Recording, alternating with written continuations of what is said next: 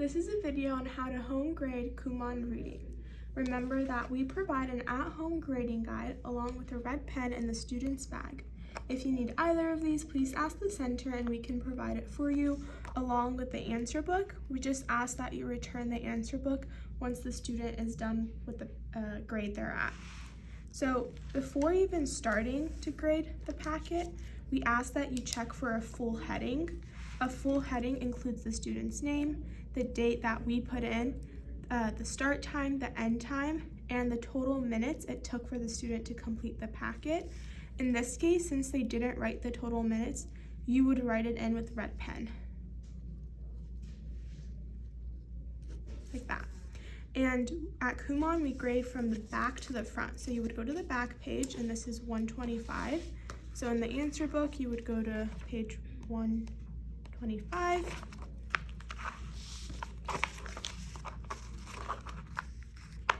And there's a B side and an A side. So in this case, this section is B and this section is A. And you would start to grade. So when a student leaves the answer completely blank, it's a full mistake, and you would show that with either doing a X or a slash. So these mean it's fully wrong, and if there's a partial errors include if like the answer is mostly correct, but there's a minor mistake in spelling, grammar, capitalization, or punctuation, or handwriting, you would do a triangle.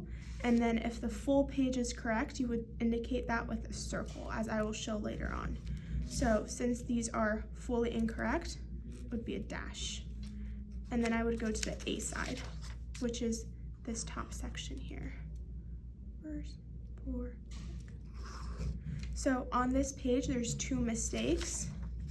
So I would look in this percentage area, and I would look for 69%, so I would circle that.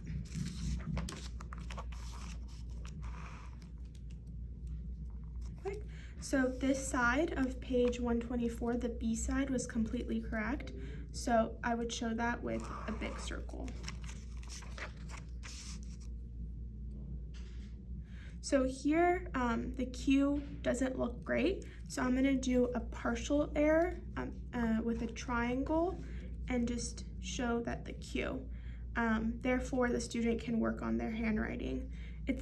Reading grading can be very subjective. It's up to you. If you think the student needs better practice, then you can do a partial error.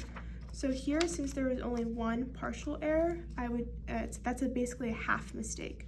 So that would be 90%.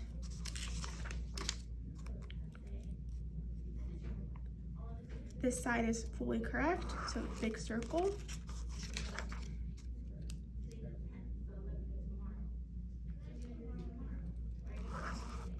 Since both sides of page 123 were correct, I would circle 100%.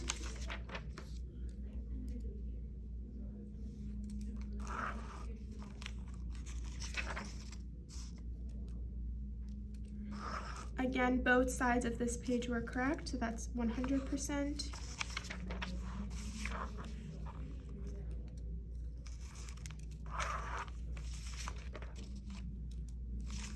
Again, 100%.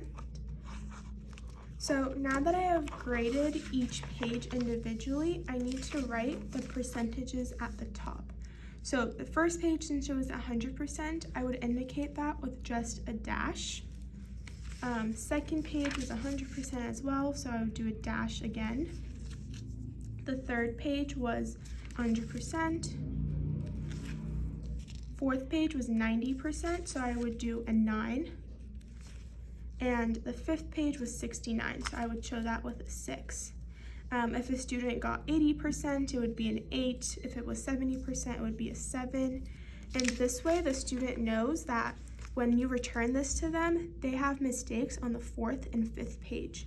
So they can go fix that mistake, and once it's fixed, you would circle it with the red pen to show that they corrected it, and also circle up here to show that now it's fully correct, and make sure your student returns the completed packet back to the center so that we can record it in their record book, because it's important to record every single packet they do.